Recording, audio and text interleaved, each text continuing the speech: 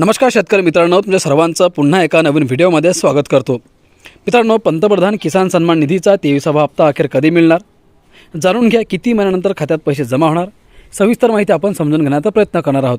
त्यामुळे शेतकरी मित्रांनो, तुम्ही आपल्या या व्हिडिओला पूर्ण बघा आणि आपल्या माझी माहिती या यूट्यूब चॅनलला तुम्ही अजूनही सबस्क्राइब केलं नसेल तर लवकरात लवकर सबस्क्राइब करून घ्या, कारण अशीच महत्त्वपूर्ण माहिती तुम्हाला पाहायला मिळणार आहे। शेतकरी मित्रांनो, आतापर्यंत प्रधानमंत्री किसान सन्मान निधी योजनेचे 22 हप्ते मिळालेले आहेत। शेवटचा हप्ता पंतप्रधान मोदींनी 13 मार्च 2026 रोजी आसाममधून वितरित केला होता। मित्रांनो, लाखो शेतकऱ्यांचा 22वा हप्ता अडकला होता। जर तुम्ही त्या शेतकऱ्यांपैकी एक असाल ज्यांचा 22वा हप्ता तांत्रिक बिघाडामुळे अडकला आहे, तर तुम्हाला काळजी करण्याची गरज नाही। 22व्या हप्त्याचे पैसे 23व्या हप्त्यासोबतच तुमच्या खात्यात येतील। पण हा प्रश्न आहे की PM किसानचा 23वा हप्ता अखेर कधी येणार।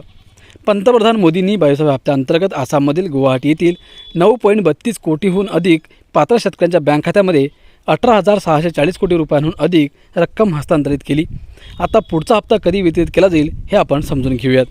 मित्रांनो, केंद्र सरकार दरवर्षी PM किसान योजनेचे 2 हप्ते वितरित करते। शेतकऱ्यांना प्रति आर्थिक वर्ष 6,000 रुपयांची आर्थिक मदत दिली जाते। नवीन आर्थिक वर्ष सुरू झाल्यानंतर 2 ते 3 महिन्यांनी पहिला हप्ता दिला जातो। भारताचे नवीन आर्थिक वर्ष 1 एप्रिल रोजी सुरू झाले, त्यामुळे PM किसान योजनेचा पुढचा हप्ता 3 महिन्यानंतर दिला जाऊ शकतो। तथापि कोणतीही विशिष्ट तारीख जाहीर करण्यात आलेली नाही।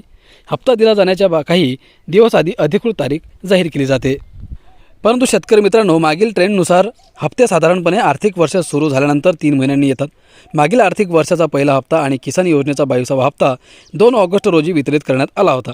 याचा अर्थ PM किसान योजनेचा 23वा हप्ता जुलैच्या अखेरीस किंवा ऑगस्टच्या सुरुवातीला येऊ शकतो। यावेळच्या पंतप्रधान किसान योजनेचे बजेट काय आहे, तर भारताचा सर्वसाधारण अर्थसंकल्प 1 फेब्रुवारी 2026 रोजी सादर करण्यात आला। हा अर्थसंकल्प 2026 आणि 27 या आर्थिक वर्षासाठी होता। या अर्थसंकल्पात PM किसान योजनेसाठी 63,500 कोटी रुपयांची तरतूद करण्यात आली आहे। मागील अर्थसंकल्पातही PM किसान योजनेसाठी तेवढीच रक्कम मंजूर करण्यात आली होती। शेतकरी कुटुंबांना उत्पन्न सहाय्य देण्यासाठी 2019मध्ये PM किसान योजना सुरू करण्यात आली।